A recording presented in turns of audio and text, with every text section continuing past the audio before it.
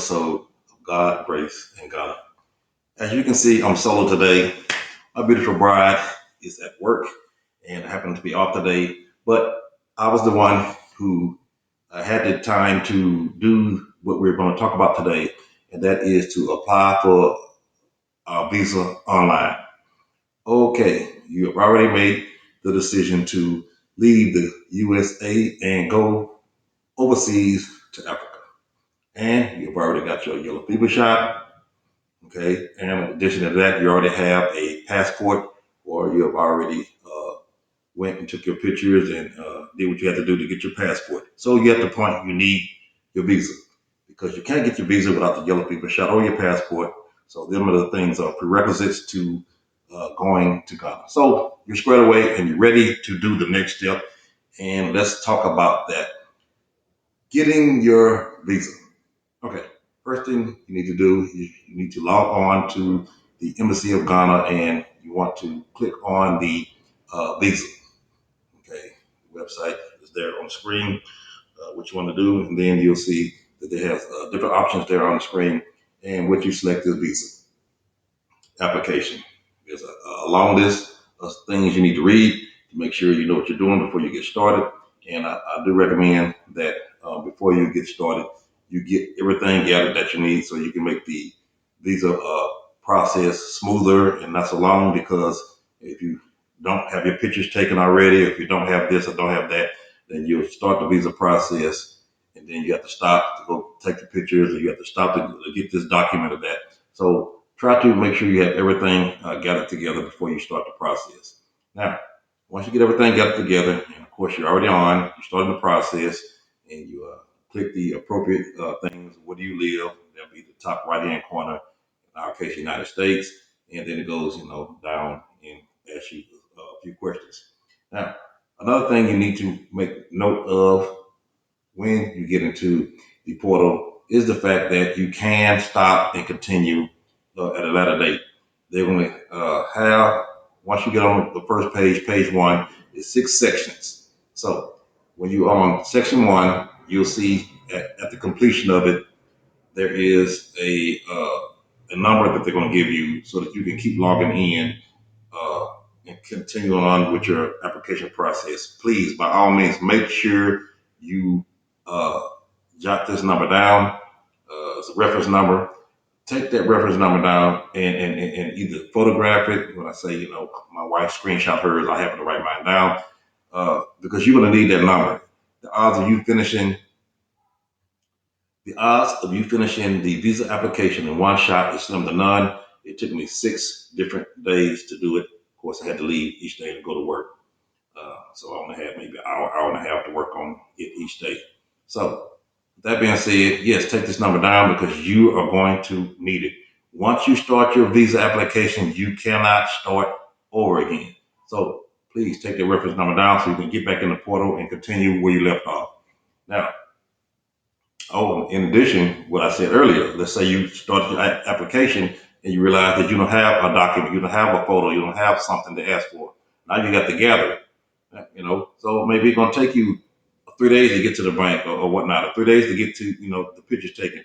Well, you're on the clock because the application process, and don't quote me on this, I believe after 7 days, it'll close out on you or whatnot. So, well, let me say this. On each section, if you do your application in the morning, which is what I did, you'll see that they have a live chat there. I believe the live chat started where I am in Houston, Texas. They were on the line early, which is good because I had to leave and go to work, like I said, every day. But they was online about 7 o'clock in the morning. Okay, so I would wake up and do an hour and a half every day of the application. But yes, when I got up, they were there, so you could chat with them, ask them questions. For instance, there's going to be a code that you need to put in before your number. Most people probably don't know what code to put in. In our case, in the United States, it was '01. So it was '01 and then your area code and then your phone number. Okay. So I didn't know what that was, what they were talking about. So I went on the chat and said, what code do I need to put before my number? Another thing is GPS location. Wherever your hotel is or wherever you're staying, they're going to ask you for the GPS location. number. Never heard of a GPS location number before. But what I end up doing, again, talking to the chat, and they said contact your hotel, and they will be able to give you that, and that is what I did. You need to know your hotel email. You need to know your hotel address. You need to know your hotel phone number. You would need your itinerary, your travel itinerary, the whole thing. You would need your flight number. Okay, I couldn't find my flight number. Had to ask them about that as well on the chat. So that is to say that the chat proved to be very helpful in the process. So if uh, you are filling out this application, my recommendation is to do it in the morning time while they're open. They have regular business hours, close at 4 o'clock or something like that. And they're not open on Fridays. They are only open Monday through Thursday. This is the embassy in Washington in the United States. Of course, I can only talk about my experience, so I would not know if you were in Canada. I would not know if you was in British Columbia or somewhere else. I'm traveling out. So again, this is really for my United States people or viewers. So yeah, there is that. Now, when you fill out the application, it'll take about 3 weeks to get it back to you. So keep that in mind before you fill it out, because if you're traveling within a month time, you're really cutting it close. You will have to pay for return postage. Okay, not only do you finish the application, sign the application, and print the application out, what you do is you do it online, but then at the end you print the whole thing out and you mail it to them, right? So of course the mailing to them is on you at your expense, post office, however you want to do it. But what they want you to do is get return postage so they can mail you back your documents. What document? Well, one of the things that you're gonna have to mail off to them is your passport.